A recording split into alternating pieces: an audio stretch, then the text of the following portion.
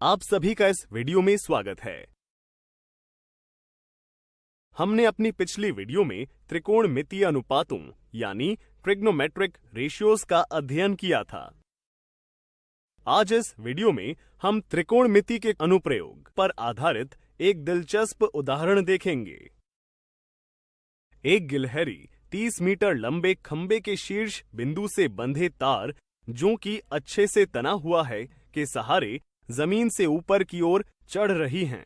यदि भूमि के साथ तार का झुकाव 60 डिग्री है, तो क्या आप बता सकते हैं कि तार के सहारे गिलहरी द्वारा ऊपर चढ़ने में कितनी दूरी तय की गई? आइए दी गई जानकारी के अनुसार सबसे पहले आकृति का निर्माण करते हैं। मान लेते हैं कि XO एक खंबा है जिसकी ऊंचाई 30 मीटर है, जहां खंबे के शीर्ष X से एक तार बंधा है जो कि जमीन पर बिंदु Y के साथ जुड़ा हुआ है, यानी वह स्थान जहां से गिलहरी ऊपर की ओर चढ़ती है, जहां XY का क्षैतिज से झुकाव 60 डिग्री है, जिससे हमें एक समकोण त्रिभुज XOY प्राप्त होता है। तो क्या आप आकृति की सहायता से गिलहरी द्वारा तय की गई दूरी यानी XY की लंबाई का पता लगा सकते हैं? चलिए देखते हैं। सबसे पहले मान लेते हैं कि समकोण त्रिभुज XOY में तार XY की लंबाई a है और XO बराबर 30 मीटर व थीटा का मान 60 डिग्री दिया गया है, जबकि OY अज्ञात है। आगे बढ़ने के लिए समकोण त्रिभुज में त्रिकोणमितीय अनुपात का प्रयोग करें तो दी गई जानकारी से क्या आप बता सकते हैं यहां कौन सा अनुपात उपयुक्त होगा? प्राप्त हुई आकृति से यहां हमें थीटा कोण की सम्मुख भुजा व कर्ण का अनुपात प्राप्त है, जिससे हमें साइन 60 डिग्री बराबर XO बटे XY प्राप्त होता है। बाएं पक्ष में साइन 60 डिग्री है, जिसका मान वर्गमूल 3/2 के बराबर प्राप्त होता है, तथा दाएं पक्ष में उपर्युक्त जानकारी से XO तथा XY का मान क्रमशः 30 तथा a रख हल करने पर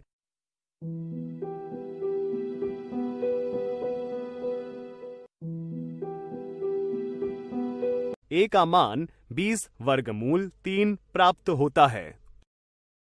अतः हम कह सकते हैं कि गिलहरी द्वारा ऊपर चढ़ने में तय की गई दूरी 20 वर्गमूल 3 मीटर होगी। इस वीडियो में आज हमने त्रिकोणमिति के अनुप्रयोग पर आधारित एक दिलचस्प उदाहरण देखा। इसी प्रक्रिया के अनुसार हम त्रिकोणमिति के अन्य उदाहरण भी हल कर सकते हैं। अगली वीडियो में हम त्रिकोणमिति के अनुप्रयोग में आने वाले कुछ पदों पर चर्चा करेंगे।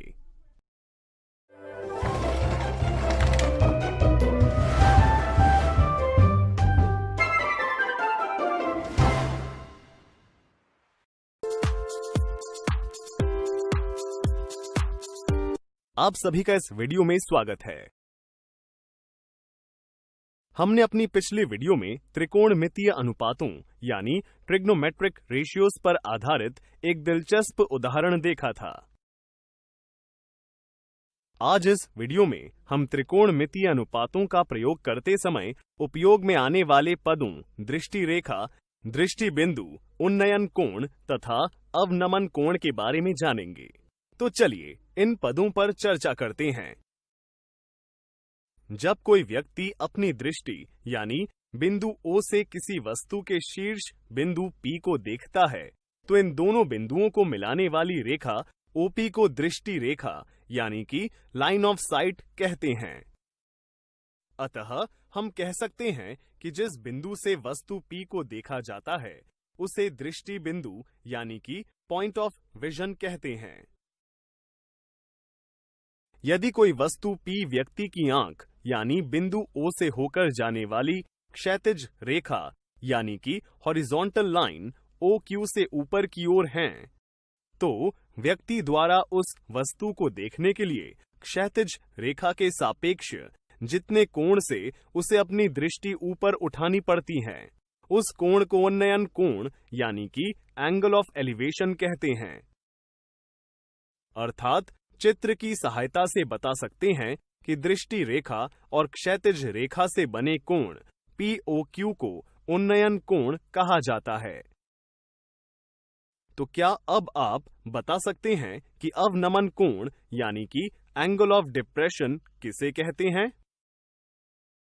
बिल्कुल सही। यदि कोई वस्तु व्यक्ति की आंख से होकर जाने वाली क्षैतिज रेखा के नीचे की तरफ स्थित हो तब दृष्टि रेखा OR और क्षैतिज रेखा OQ के बीच बनने वाले कोण QOR को अवनमन कोण यानी एंगल ऑफ डिप्रेशन कहते हैं। इस वीडियो में आज हमने दृष्टि रेखा, दृष्टि बिंदु, उन्नयन कोण तथा अवनमन कोण के बारे में अध्ययन किया। अगली वीडियो में हम उपर्युक्त पदों का प्रयोग करते हुए कुछ दिलचस्प उदाहरण देखेंगे।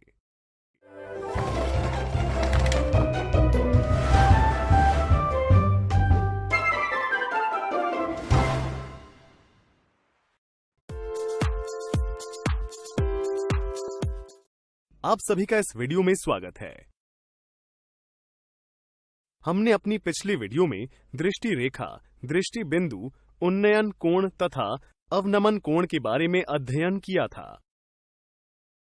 आज हम इस पर आधारित एक दिलचस्प उदाहरण देखेंगे। टीना 16 मीटर ऊंचे खंबे पर लगी लाइट को देखती है। यदि टीना की लंबाई 1.2 मीटर है और उसकी आंखों से खंबे पर लगी लाइट का उन्नयन कोण यानी कि एंगल ऑफ एलिवेशन 60 डिग्री है, तो क्या आप बता सकते हैं कि जिस स्थान पर टीना खड़ी है वहां से खंबे की दूरी क्या होगी? चलिए इसे हल करने का प्रयास करते हैं। सबसे पहले दी गई जानकारी के अनुसार आकृति का निर्माण करते हैं और मान लेते हैं कि जिस स्थान पर टीना खड़ी है वह बिंदु C है तथा AB बिजली के खंबे को दर्शाता है। और साथ ही यह भी मान लेते हैं कि टीना और खंबे के बीच की दूरी BC है, जहां BC की माप को x मीटर से दर्शाते हैं। चूंकि हमें तो टीना व खंबे के बीच की क्षैतिज दूरी ज्ञात करनी है, इसलिए टीना के दृष्टि बिंदु D के सापेक्ष क्षैतिज रेखा खींचते हैं जो कि AB पर लंबवत है तथा जिस बिंदु पर वह AB को काटती हैं उसे बिंदु E से दर्शाते हैं, जिससे हमें एक नया त्रिभुज ADE प्राप्त होता है जहां भुजा DE समांतर और बराबर है भुजा CB के। त्रिभुज ADE में दृष्टि रेखा और क्षैतिज रेखा से बना उन्नयन कोण ADE होगा जो कि 60 डिग्री का है। तो क्या आप त्रिभुज ADE की सहायता से क्षैतिज दूरी DE का मान ज्ञात कर सकते हैं? चलिए देखते हैं। प्राप्त हुई जानकारी की सहायता से त्रिभुज ADE में त्रिकोणमिति अनुपात का प्रयोग कर बता सकते हैं कि कोण D की सम्मुख भुजा व संलग्न भुजा से बना त्रिकोणमितीय अनुपात tan होगा, क्योंकि यहाँ भुजा AE ज्ञात है, जिससे tan 60 डिग्री का मान AE बटा DE प्राप्त होता है। जहां भुजा AE व DE के माप क्रमशः 14.8 तथा x मीटर हैं। चूंकि CD समांतर और बराबर हैं BE के साथ BC समांतर और बराबर हैं ED के, और हम विशिष्ट कोणों के त्रिकोणमितीय अनुपात सारणी से जानते हैं कि tan 60 डिग्री का मान वर्गमूल 3 होता है। प्राप्त इन सभी मानों को उपर्युक्त समीकरण में रख हल करने पर x का मान 8.55 मीटर प्राप्त होता है, जिसकी सहायता से हम कह सकते हैं कि जिस स्थान पर टीना खड़ी है वहां से खंबे की क्षैतिज दूरी 8.55 मीटर है। आज हमने इस वीडियो में त्रिकोणमिति के अनुप्रयोग पर आधारित एक दिलचस्प उदाहरण देखा। अगली वीडियो में हम इस पर आधारित अन्य दिलचस्प उदाहरण देखेंगे।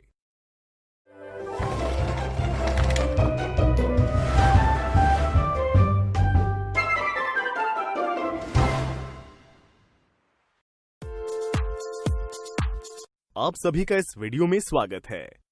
पिछली वीडियो में हमने त्रिकोणमिति के अनुप्रयोग पर आधारित एक दिलचस्प उदाहरण देखा था।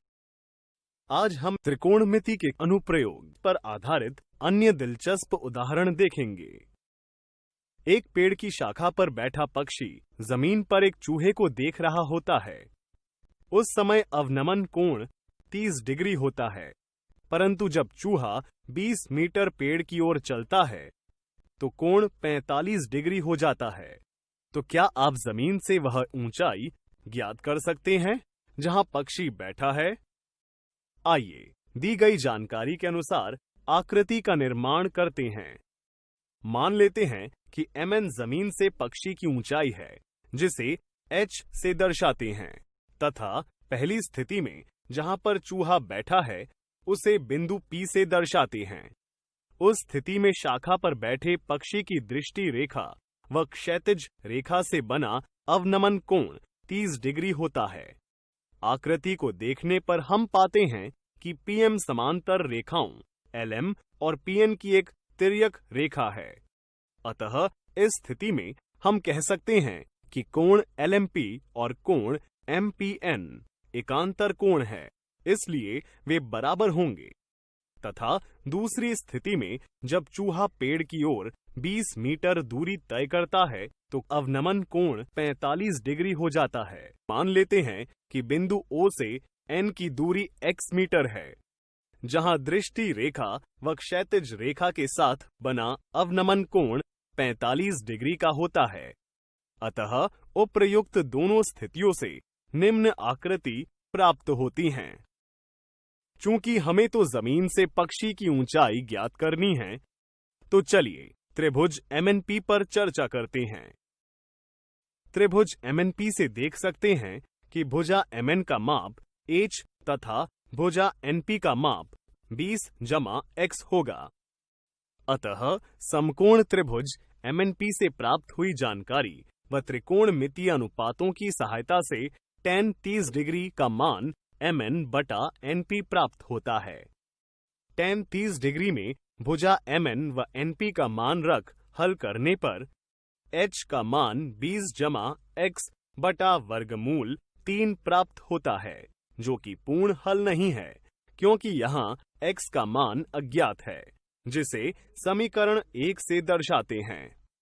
आइए अब बात करते हैं त्रिभुज MNO की।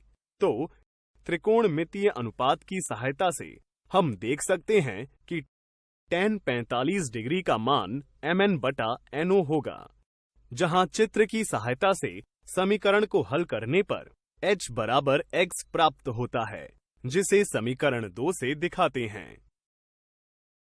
समीकरण 1 व 2 की तुलना कर हल करें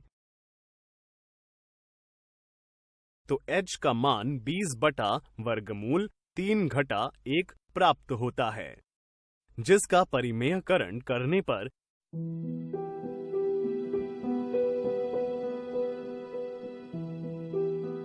h का मान 27.32 मिलता है। अतः हम कह सकते हैं कि जमीन से पक्षी की ऊंचाई 27.32 मीटर है। आज हमने इस वीडियो में त्रिकोणमिति के अनुप्रयोग पर आधारित एक दिलचस्प उदाहरण देखा। अगली वीडियो में हम देखेंगे कि इस प्रकार के प्रश्नों को हल करते समय साधारणतः क्या गलतियां हो सकती हैं।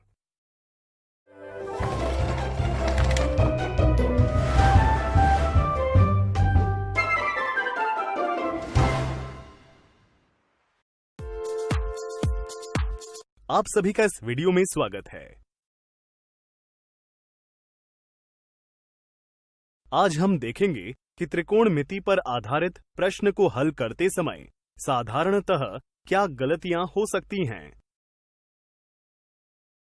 नवीन होटल में सुरक्षा के हिसाब से 5 मंजिला इमारत के आधार से 30 मीटर दूर स्थित किसी बिंदु O से इमारत की तीसरी व 5वीं मंजिल के शीर्ष तक रस्सी बंधवाता है, जिनका बिंदु O से उन्नयन कोण क्रमशः 45 डिग्री व 60 डिग्री है। परंतु नवीन को मालूम नहीं है कि इसके लिए लगभग कितनी लंबी रस्सी प्रयोग में ली गई है। इसलिए वह होटल के कर्मचारी प्रतीक व तरुण को रस्सी की लंबाई ज्ञात करने को कहता है। लंबाई ज्ञात करने के लिए वे दोनों त्रिकोणमितीय अनुपातों का प्रयोग करते हैं और दोनों सबसे पहले अपनी कॉपी में दी जानकारी से आकृति का निर्माण करते हैं। दोनों के द्वारा बनाई गई इन आकृतियों में बिंदु L इमारत के आधार को तथा बिंदु M व N क्रमशः इमारत की तीसरी व पांचवी मंजिल के शीर्ष को दर्शाते हैं।